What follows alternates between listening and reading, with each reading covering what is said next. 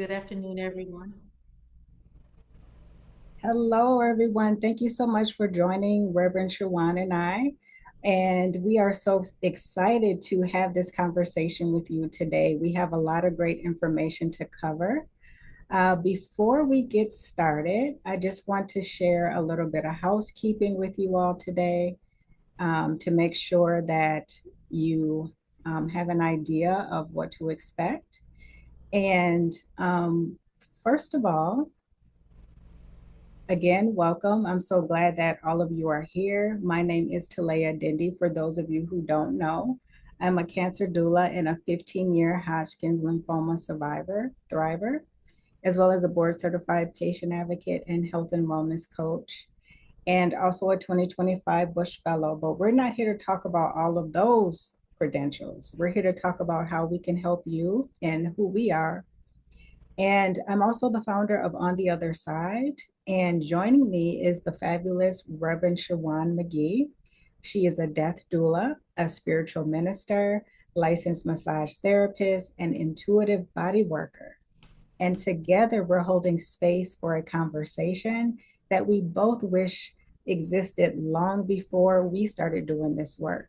But hey, that's why we're doing this work because it's so needed. So, welcome to Holding Space Through Life's Transitions. And really just want to set the tone that this is not a lecture, this is not a medical session, this is a conversation. And you are invited to join Shewon and I. So, please get comfortable. You are in the right place. And as I mentioned, a little bit of housekeeping. Please use the chat if you have any comments, questions. Although we'll have Q&A at the end, if anything comes up during this discussion, please put your questions in the chat, and Shewon or I will monitor the chat. And we have two gifts for everyone who stays until the end. This session will not, the recording will not be shared for this session. So please, make sure that you are attentive, you have your questions, and we will take care of you. Again, we encourage you to put any comments or questions in the chat, and we'll be checking that throughout. So I want to start off by saying that I am not a medical doctor. I do not offer medical advice. My services are not intended to be or serve as a substitute for professional medical psychological advice. I do not do examinations, diagnose, or treat. And please always seek the advice of your physician or other qualified providers with questions you may have regarding a medical or psychological condition. So I got to get all the legal stuff out the way. So thank you for allowing me to share that. Before we kick things off, I want to launch a poll just to get an idea of, who's in the room and what your needs are today. So when you see the poll question, please respond.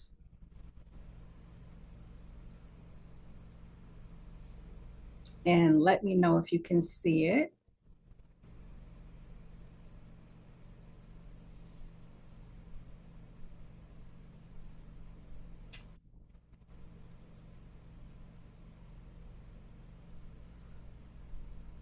I'll give a few more seconds.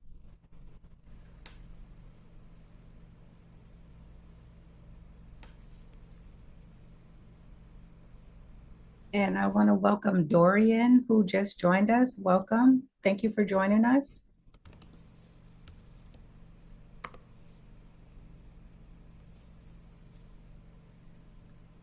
Has everyone had an opportunity to respond to the question?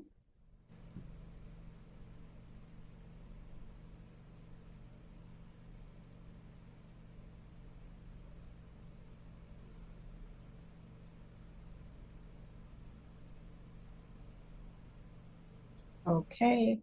So what we have here is that it looks like we have a cancer patient or survivor, we have a caregiver or a loved one, and a healthcare or wellness professional joining us. So thank you all. It's so important to have such a beautiful mix because we all play a large part in this conversation that we're going to have today. Thank you.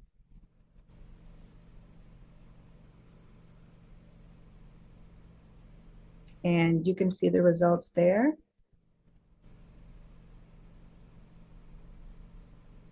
All right. Thank you again for contributing to that poll. So I want to start off by telling you all about a little bit of about who I am, why I do this work, and why I think it matters to all of you who are in the room.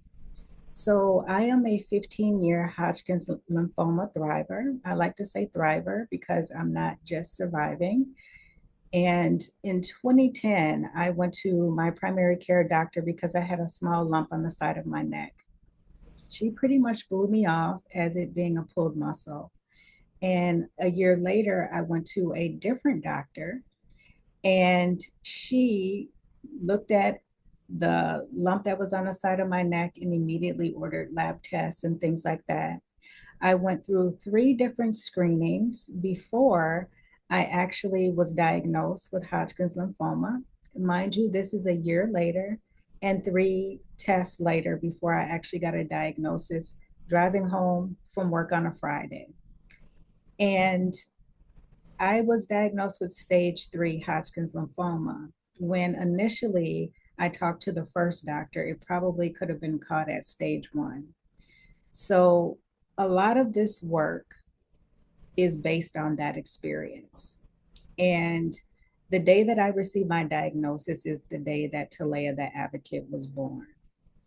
And, even though I had a great oncologist, I had the love of my family, friends, support, I still felt alone. There was no one my age, my race, who I could talk to about what I was experiencing that understood and had experienced something similar. So there was really, in my case, no one who had walked the road before me. So I learned early after going to a support group that I had to become the person that I needed. I realized after about 10 minutes of being in a support group that it wasn't for me. I just didn't like the negative energy. Everyone there was older than I, and they just had this bleak and negative outlook. But I knew that I wanted to live and survive. So I had to figure out what I needed to do that. I started learning about mindfulness, meditation, Tai Chi, a lot of different practices that could support me emotionally, mentally, and physically. So, holistic support. And so I had to become the person that I needed. That is why I'm a cancer doula today. And that is why I started this work. And so just wanted to give a little bit about that. And, I built this work from lived experience. I show up every single day as a person that I need and did not have. Before transitioning to Reverend Shewon, I just want to quickly share that, I am the bridge between what the medical team provides and what the person actually needs to focus on themselves to heal and thrive. So, a social worker handles mental health challenges and crisis intervention. A navigator, they handle the logistics with the healthcare team. A doctor and oncologist, they diagnose and treat the cancer. They are focused on the clinical outcomes. And I am not any of those things, and I do not attempt to replace any of them or the important work that they do. I actually complement and I work alongside them. I will say that my loyalty is to my client and the person who has given me the honor to accompany them during their life changing experience. So, not a hospital and not an insurance company are my focus. The client is. And so now, Reverend Shewon, please share with them, why your work is so important and how you got into that work. And before I do that, Talaya, you are needed, and that was beautiful. And I'm so happy that I am here to partner with you in this conversation. That was amazing. As a person who had two parents who died of cancer, you are needed and you're amazing. I just want to put that out there. Oh, thank you. And likewise to you, but I'll Thank let you. you share. I am Reverend Shewon McGee. I am a licensed massage therapist and I do intuitive body work through that license. I'm an end of life doula and a spiritual minister. And all of the things I do go hand in hand. Um, the reason I became an end of life doula is because my father passed away in 2020. And as you all know, in 2020, you know, no one can get to anyone. A lot of things were closed. So he was surrounded by people who loved him. However, his plan was not put into motion. My father was a spiritual person, not a Christian or Catholic or anything. He believed in a higher power, but it wasn't under a religion. So what he had done with his physical body, he died of cancer, but what he had done with his physical body and things were not respected in the way he would want it respected.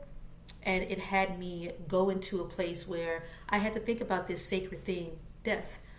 And it made me go back to my childhood. My mother was an amazing Cajun woman from Louisiana, and she brought my grandmother, my great aunt, and different people to our home to die. And I didn't know how amazing that was until I got older and my father passed away, and I was like, wait, that's a thing. You need to have that support. You need to have that love.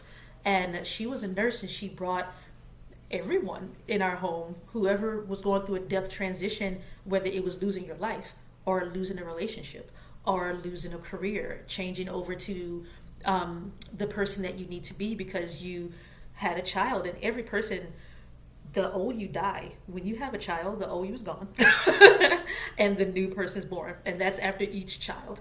So I didn't realize that that was an actual career. You could be there for people in that sacred transition.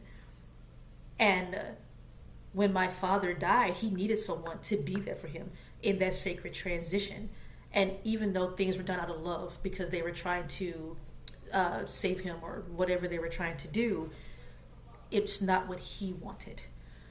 And that put me in a position of, I want to be there for people who want to have what they want done. And I want to respect their wishes. Regardless of what I believe or whoever believes, I'm there to advocate for you in your death. So that's how that came to be.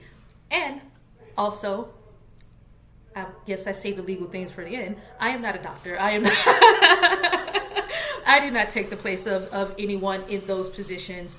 I am there to advocate, love, give respect to my client who's ever dying and their family.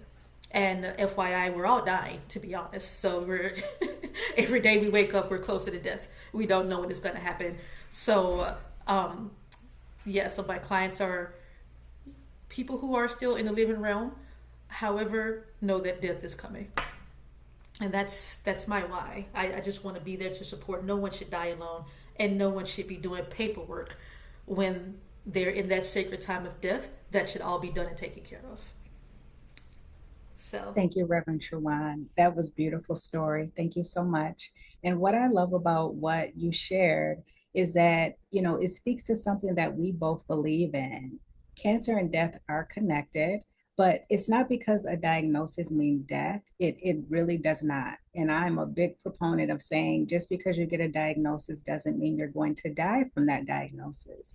But, both are turning points or journeys that deserve holistic care and support, and in mind, body, and spirit. And we both truly show up for people beyond the walls of the traditional healthcare system. And so my focus is on the emotional aspect of cancer. And Reverend Shewon, your work holds the spiritual and sacred space of end of life. And I think together we make sure no one falls through the cracks. I completely agree with that because there's so many of us. Death and cancer is a hard thing to discuss. It just is. And in this life, we can do hard things, and we do. So it is important for these topics to be brought up and for everyone to know that they have someone there to support in those situations outside of the medical field that just could support what they need emotionally, or who have extra information that doctors or things may not have, because they are focused on the physical body and how to make it better. but you also need to focus on the soul and the mind because the mind affects the physical body. So I completely agree. Wonderful. Thank you for Amazing. that. We are now going to transition on to our roles and service and the people that we support. And so I'll kick it off with, just a definition because I get this question a lot, what is a cancer doula? And my definition of a cancer doula is a companion and guide who walks alongside people navigating a cancer diagnosis and beyond, while providing personalized emotional support and advocacy through one's life, through one of life's most challenging and defining experiences. And that support intentionally extends beyond the client to their partner, their family, their friends. My work is very heart centered, and I help every client to feel seen, safe, supported, and heard while complementing the care that their medical team provides. So, again, I like to emphasize this because there has been, well, let me stop because that's taken care of in the buster section. But I just want to say my goal is not to replace any medical provider. I simply can't. Um, but Shewon, would you mind sharing, the definition of your work as a death doula? How would you define what a death doula is? Well, it's a hard topic, but a very simple task, and that's to advocate for the person who is passing away, dying, or for their family. Um, Death doulas look different in every state. However, what I do is help people with conscious dying, speaking about home death care, funeral and burial options, advanced directives, spiritual support, um, and sometimes mentorship because everyone takes death differently in emotional states. We all have experienced death in some way, and it can bring up anger, happiness, joy because you have those memories that come to you. It can just bring up straight sadness, and but it can also bring up a lot of questions that we do not have the answer to. And a death doula is there to support and answer the questions that you have, or to give you the sources so that questions can be answered. And sometimes a death doula is just there because you want Chipotle. However, you're extremely tired and you want to cry. You don't want to go out and get Chipotle. So you call me and I'm there to serve you and get you some Chipotle, whether it's Uber eating there or me bringing it personally. Support can be shown in different ways for different people because we all need someone to show up in different aspects where none of us are the same. But the core value is advocating and support. Wonderful. Thank you. And yes, it's always nice to have someone get us Chipotle when we are going through a very difficult time. Even on a regular day, that's nice. So I love that you do that. And who do you support? So I support everyone. However, I am specialized in spiritual end of life doula. So thanks to my father, I am there for those who may not have a support group through religion. So if you are someone who is into energy work or Reiki or chakra closing, sound healing, anything that may not be in the realm of normal, that's who my clients usually are. And I also serve those who do not have family. No one should die alone. No one. So I am there to be their family, their friend, and to help them through that aspect. Because there are a lot of people out here who are the last of their family, or they're estranged from their family, and they're going through things, and they need someone there for them. And that's what I do. That's what I specialize in. However, like everything else, a death doula can specialize in anything.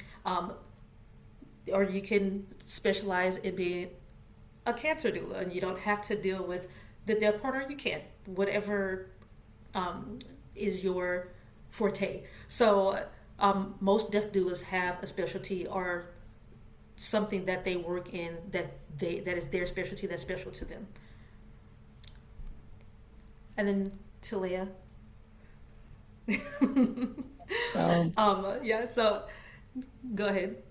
I work with two groups, and those are people who are in the middle of a cancer diagnosis. They feel lost and alone. And I also have recently started supporting leaders who have finished treatment and they have hit a wall beyond what they could have imagined that no one has prepared them for. And I'm very familiar with that wall. And 15 years later, I still feel that pieces of that wall sometimes. So for both of them, I show up in the same way. And it's as a person who sits with them to help them put together a real plan and make sure they never have to carry any of the challenges that they're facing alone. And it's really important to make sure that they can see themselves in their experience to a certain degree in the person who's providing support to them. And so I really think it's so important, based on my own experiences, to make sure that there's someone at the beginning when you get that diagnosis.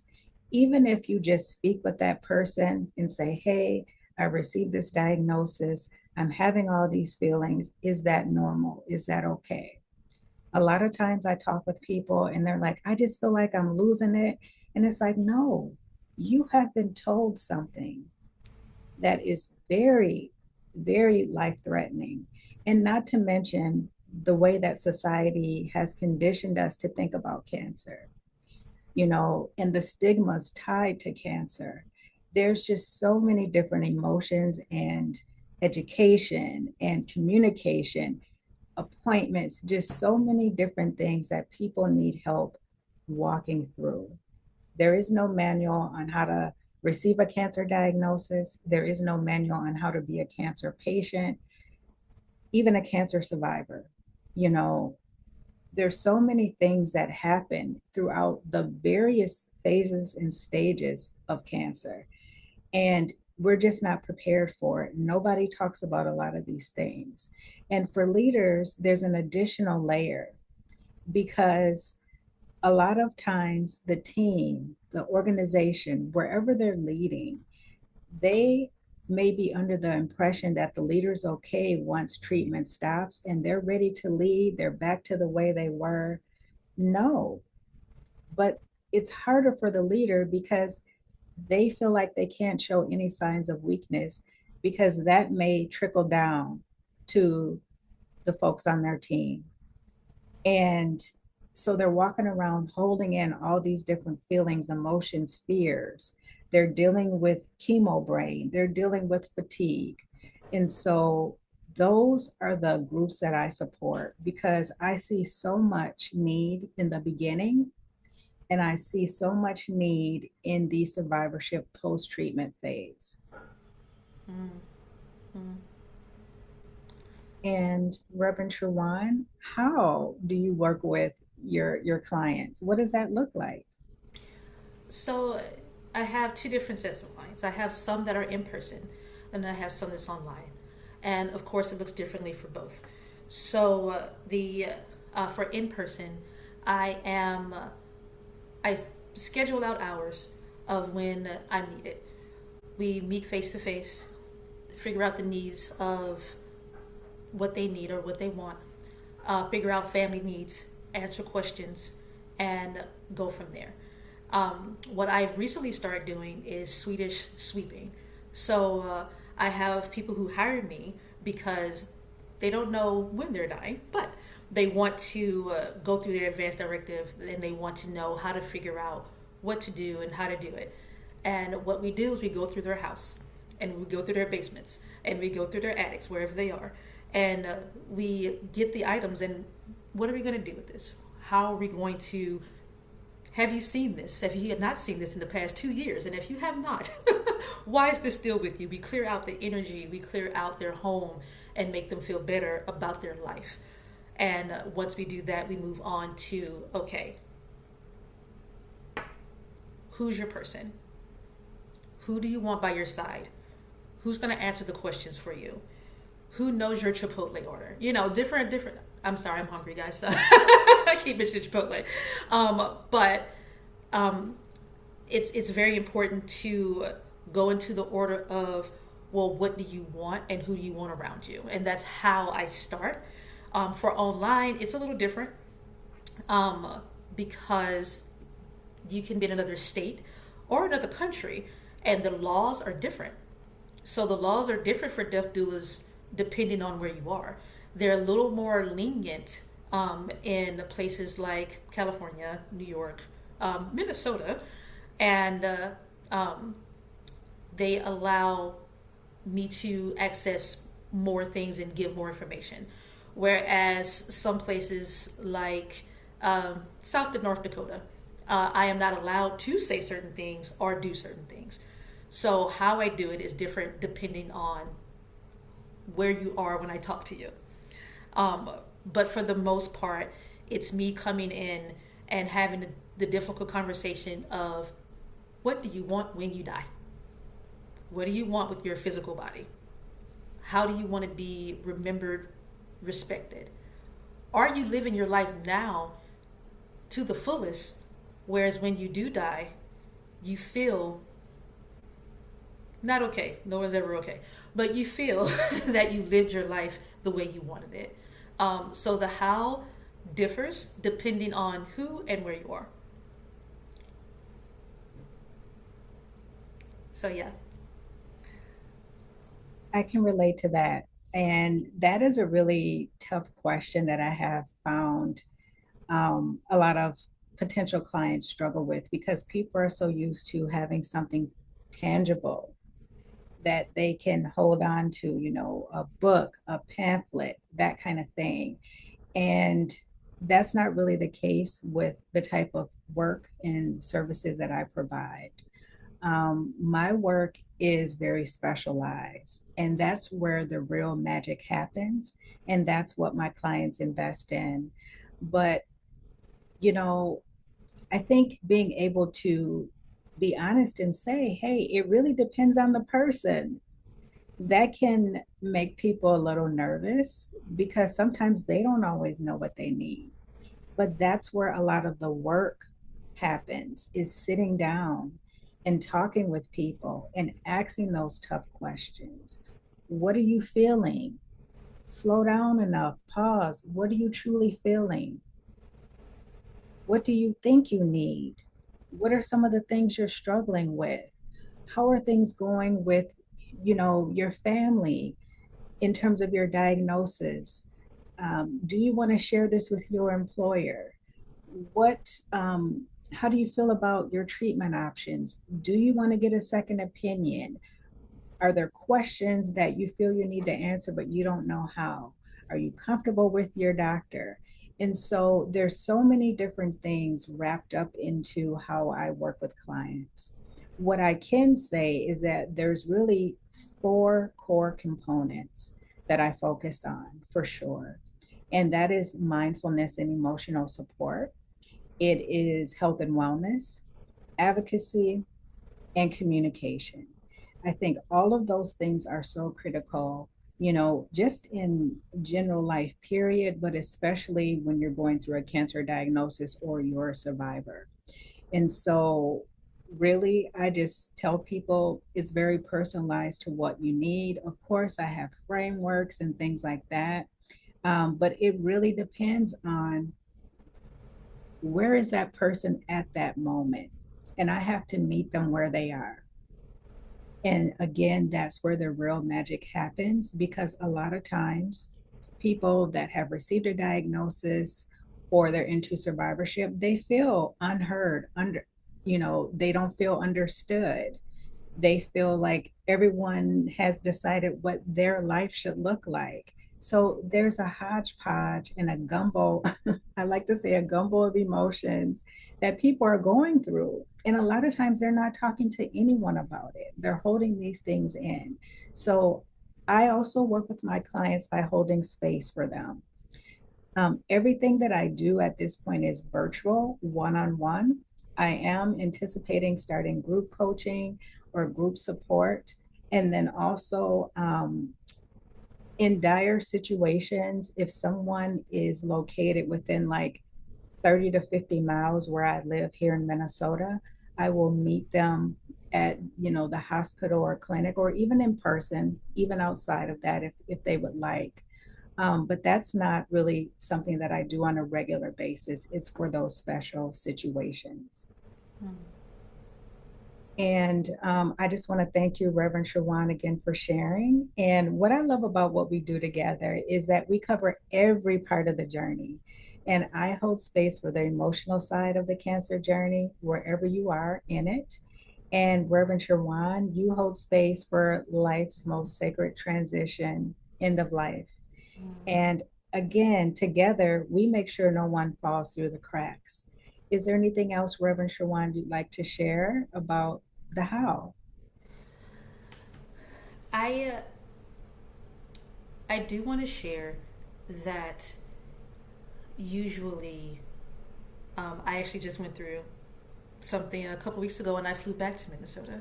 And usually the biggest thing is the emotional side and people not thinking that, oh, well, I can laugh or I can smile around someone who's passing away or are dying.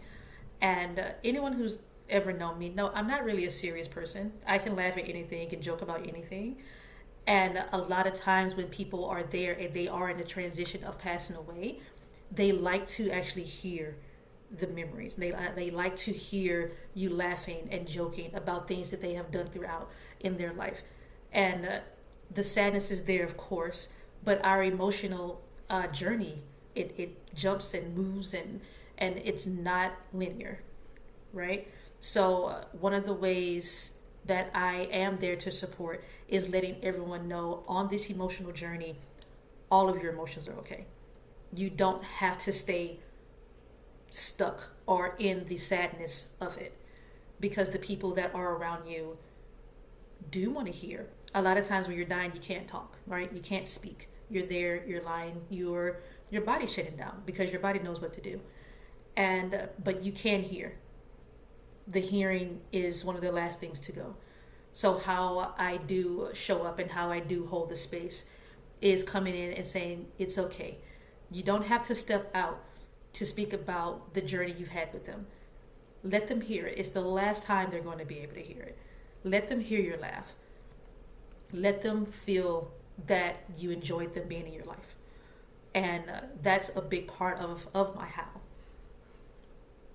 Just helping with the emotional journey. Okay, so we're going to move into our Mythbusters section.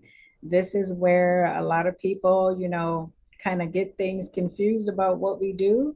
So, Shawan, do you want to kick that off? Yes. So, I will kick that off by saying that a lot of people think death doulas are doom and gloom and only work with someone who's terminally ill. Death doulas are for everyone. You need advanced directives. You need certain things that are not covered by lawyers. And death doulas can help in all those aspects. It doesn't have to be I'm working with someone who's terminally ill, died in the hospital. You can work with anyone because, like I said earlier, we're all dying. So technically, everyone can use a death doula. And let's bounce back and forth. Talia, what's one of the myths that you want to bust about being a cancer doula? One of the questions I get asked a lot is, do I only work with pregnant women who have cancer? The answer is no. I rarely support women who are pregnant and have cancer. My work is really for anyone, male, female, anyone that has received a cancer diagnosis and they are looking for that holistic support. Amazing. What's your next one? So my next one is interesting because it's about boundaries. So you can fire your clients as a death doula.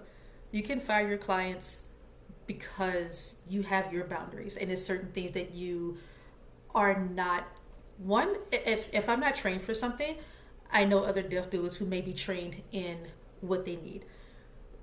Two, if someone's rude and disrespectful, just because you're dealing with this emotional journey doesn't mean that I have to sit here and take whatever you're throwing at me. So you can die an ass. Like some people are just, they're not ready to accept it and they lash out in certain ways. And as a death doula, I don't have to take it. So a client can be fired even if they're dying. So I know that one was a bit abrasive. However, I think that's very important that you know if you are going into this field or if you have someone who you're hiring who's in this field. A client can be fired. Talaya? Mhm. Okay, so the other one ties to your work, Reverend Shewon, and cancer doulas only work with people who are dying from cancer. That is not true. I support people throughout the entire cancer journey, including long after the treatment ends. I do not specialize in people who are dying. Typically, I support people who are not, they're not at that point where they have been given that prognosis or diagnosis that they have terminal cancer. Let's just put it that way. That I can support them up to a certain point, but that is why I have amazing folks like Reverend Shawan who are in my network of professionals because I feel like that requires a different level of expertise that I have not been trained in. Now, I have grief education and training, but I feel like when someone has, they have terminal cancer, I feel like there's an additional layer of support that they may need to prepare for that. And I believe that that's something Reverend Shawan would be best equipped to support them with. So, no, I don't only work with people who are dying.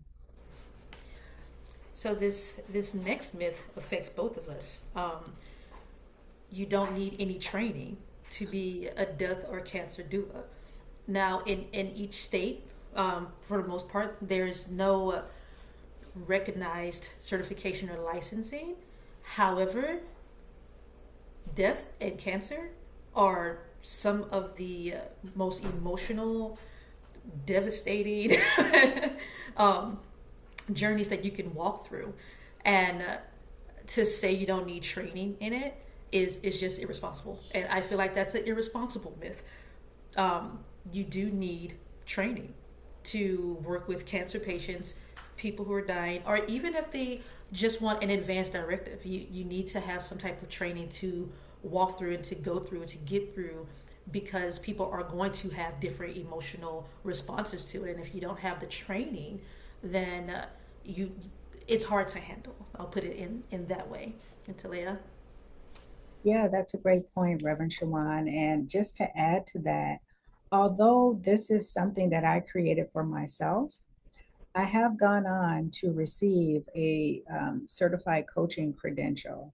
I also went on to receive a health and wellness board certified coaching credential. I went on to become a board certified patient advocate because advocacy is a big part of this work and understanding how those systems work because it is a system, understanding how those systems work and how you can navigate those systems efficiently and advocate for yourself is really important with any diagnosis. And so that's why I've gone on to get those additional certifications. I'm a mental health first aider, so every year I have to renew that certification. And I'm actually working on creating something as well for people who are interested in becoming cancer doulas because I believe that is so important.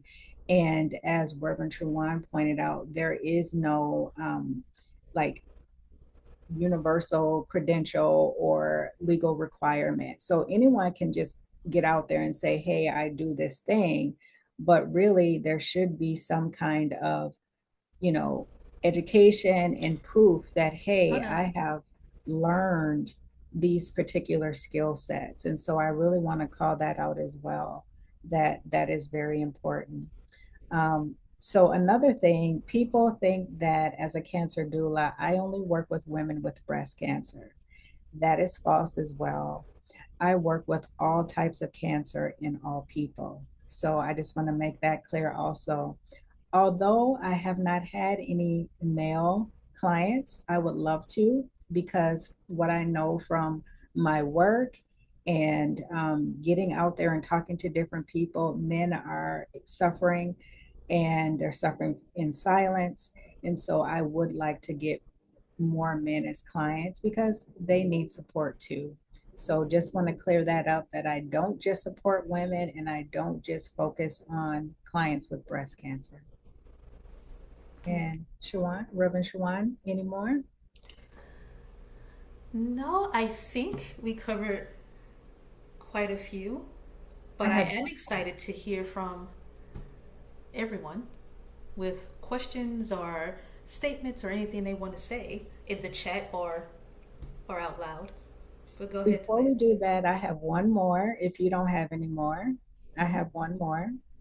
Yep, go ahead. Okay, so cancer doulas are expensive and not accessible. That Mm. is false. And although the cost of a cancer doula is an out-of-pocket expense, there are certain ways where clients can use their HSA or FSA accounts. They would need like a letter of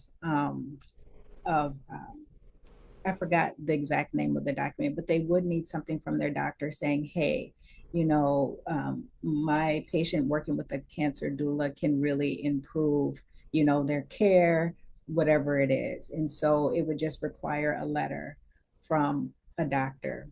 And but I do offer a sliding scale fee for people who are going through really tough times to make my services more accessible, and that is on a case by case basis. So really wanted to point that out, that although my services are not covered by insurance, I do try to make it accessible for the people who would like to get my support. That's so amazing. That's really good. Thank you. Good stuff. Thank you. Should we pause for questions, Reverend Shawan? Any questions that we can take now? Yeah, feel free to put them in the chat or speak out loud, whatever you want.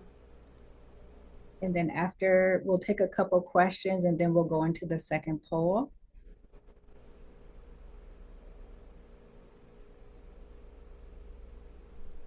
Yep, I think Mary's Typing typing there. away. Yeah. You want to take that one? Do you teach sessions virtually to groups?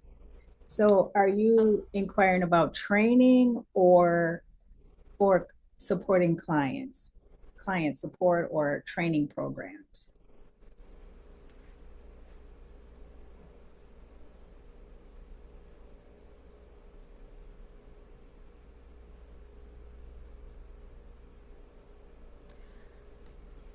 so while she's typing, I can answer actually both sides of that.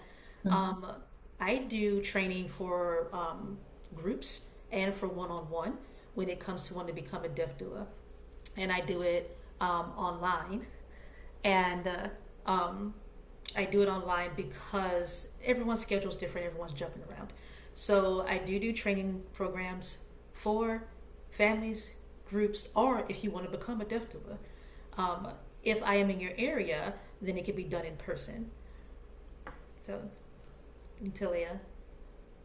Okay, so Mary added training programs or tips to families and support groups. So right now, I'm not teaching any training programs, virtually or, in groups. That's something that I'm currently working on putting together. I am doing some support groups for clients who are working through or going through the cancer journey, but in terms of training, that's not something I offer at the moment. Well, we're very excited to see that come to fruition. Thank Um, you. so I have been trained through a service called the Alliance of Divine Love, which is a group of people who are from different aspects of life, different religions, some non-religion that just come through and support in love and compassion. Um, and I teach through them, and also the depth of the training I received was through someone who runs Go On With Grace, who is an amazing deaf doula. I actually don't know if she really has time to. She blew up so much that I don't know if she has time to do um, the trainings or things anymore. But that is how I support and go through um, doing the family groups and the training programs. Oh, you're a chaplain. That's amazing. That's amazing. So Mary is a chaplain to a breast cancer support group, and thank you for that. Thank you for that, Mary. That's something that's beautiful and deep, and I hope you can expand your service through Talaya or I, and hopefully you save our information and reach out, and we can help you through that. Wonderful. Great work. And so now we're going to go into our second poll. So please take a moment to respond.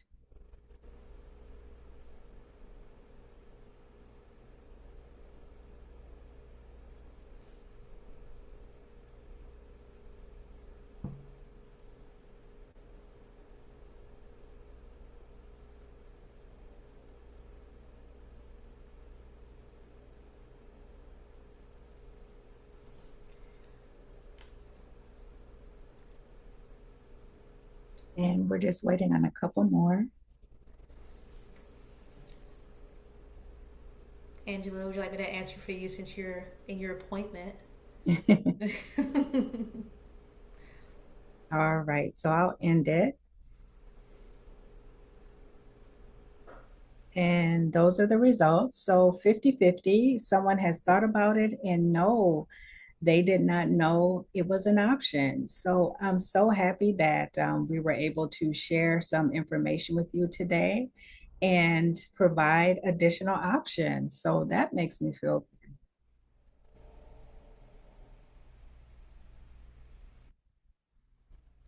okay.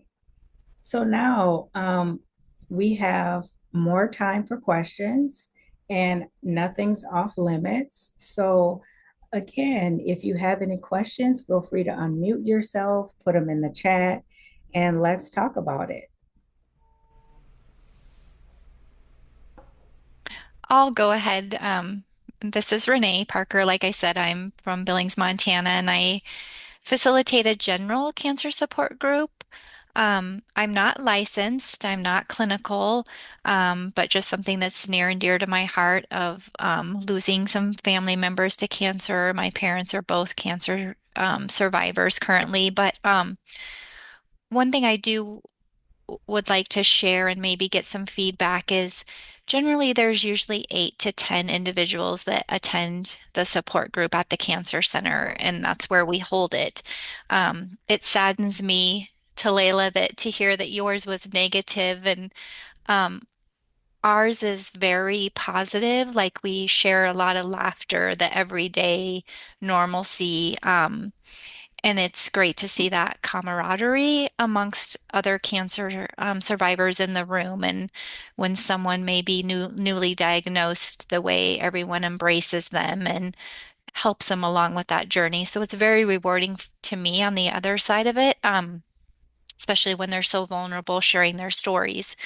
Oftentimes, what I've experienced in I guess I've been doing this for about 10 years now, is there might be a group of folks that are in the room that are thriving, but we have a new individual come in that is a glio brain tumor. He's terminal, and he or she comes to the support group.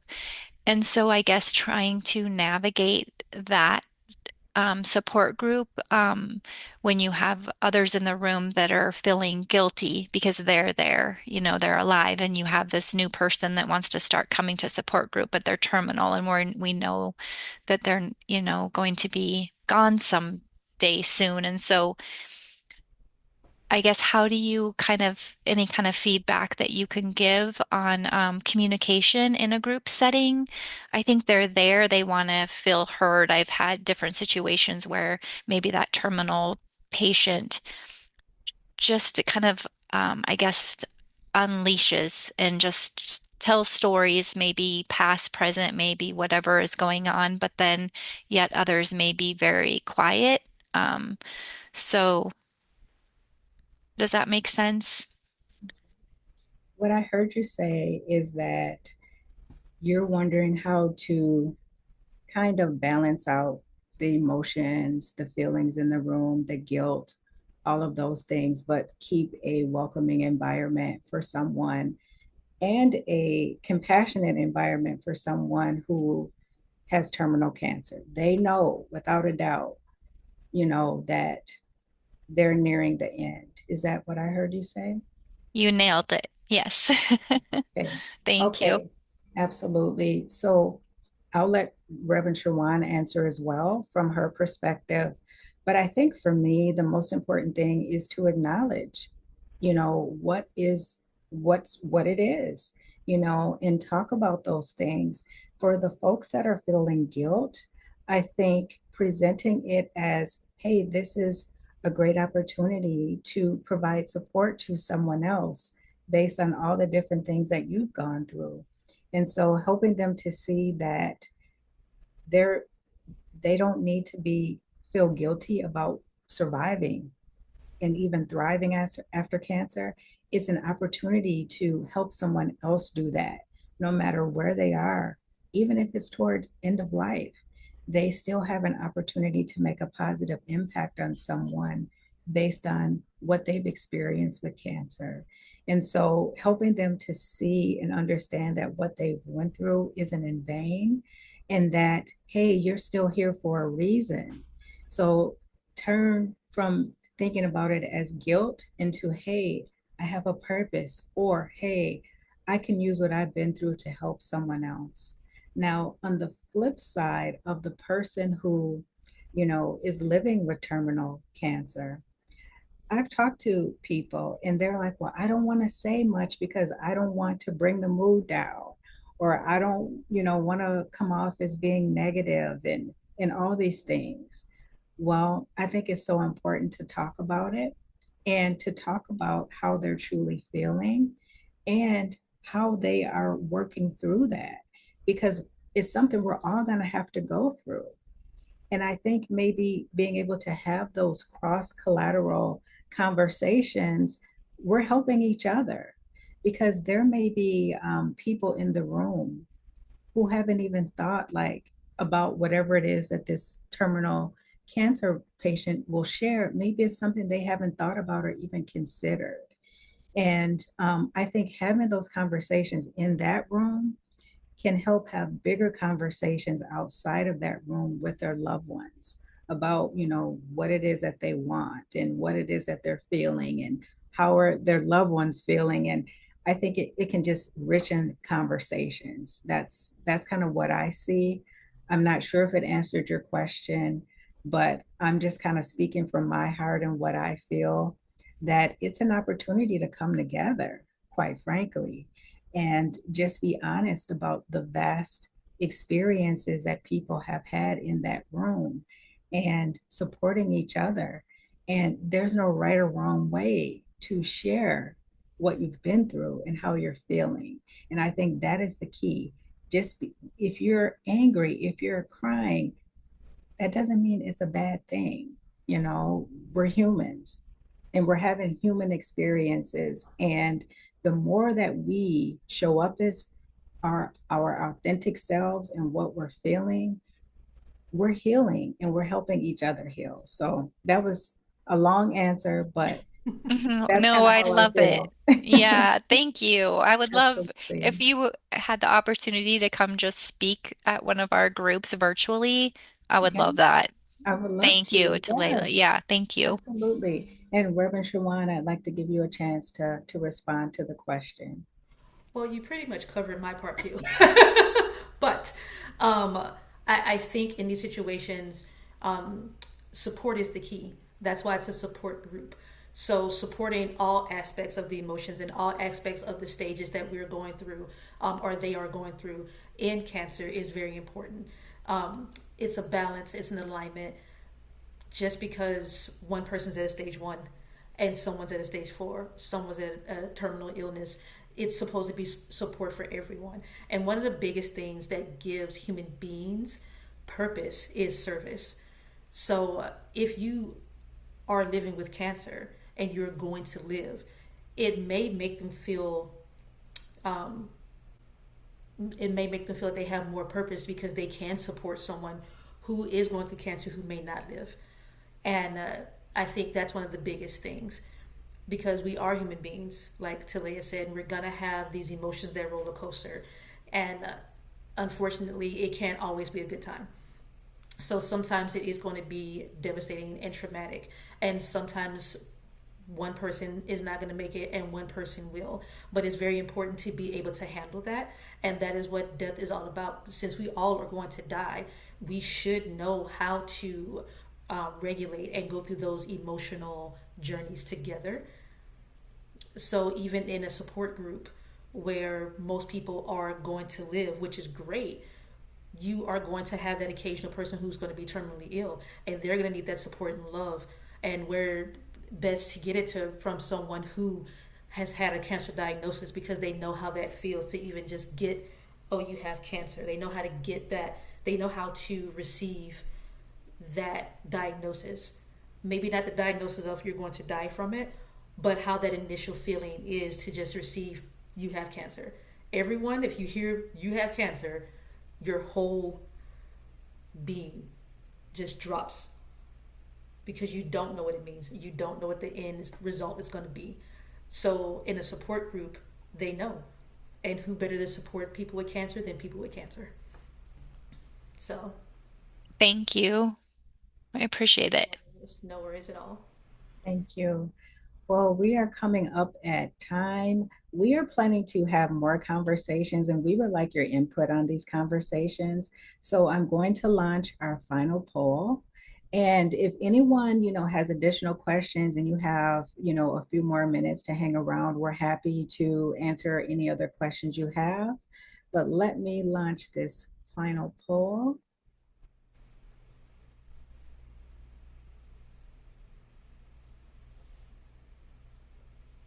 There we go.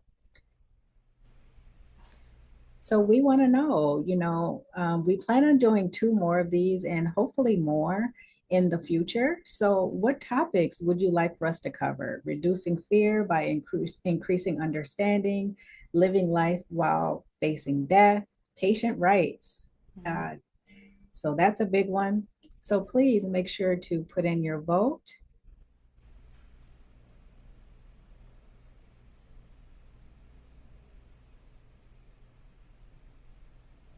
All right, and we have a person who can't vote, so I will end it. So it looks like a tie. So we have a tie. Oh, no, no, no, we don't. Oh, yeah. So living life while facing death, that looks like it will be our next topic. Amazing. And yes, and then we'll do one on patient rights after that. Yeah. So thank you to everyone who contributed and voted. And let's see, I had a couple more questions, but you know what? I'll send those out along with some slides and the free gift. And Reverend Shawan will do the same. We just want to make sure we're respectful of your time. But are there any other questions that we can answer before we officially wrap up here? It's our pleasure. Thank Thank you. you. Thank I am you. sending a questionnaire with a little bit of homework for you all, just to get you thinking about your life and what you're facing, knowing that one day you'll die. So, just to put that out there. You don't have to do it, but it's just a little bit of homework. Thank you. Thank you. And again, keep an eye out from I can't talk. Keep an eye out for emails from both of us. And we're going to have some slides. We'll have the free gifts, questions, homework, anything that we think that can help you as you move forward. I just want to thank you all, and not just for showing up but for being willing to be a part of this conversation and be open to this conversation. It's so important. And topics like cancer and end of life are not easy to sit with or talk about. But the fact that you're here tells us everything we need to know about who you are and how seriously you take your own care and the care of the people that you love. So celebrate yourselves as well. Thank you so much. Thank you, and make sure you're giving yourself grace throughout. Give yourself grace throughout these deep and very important conversations. So thank you all for being here. Thank you. Have a great day, and we Bye, will see you everyone. soon.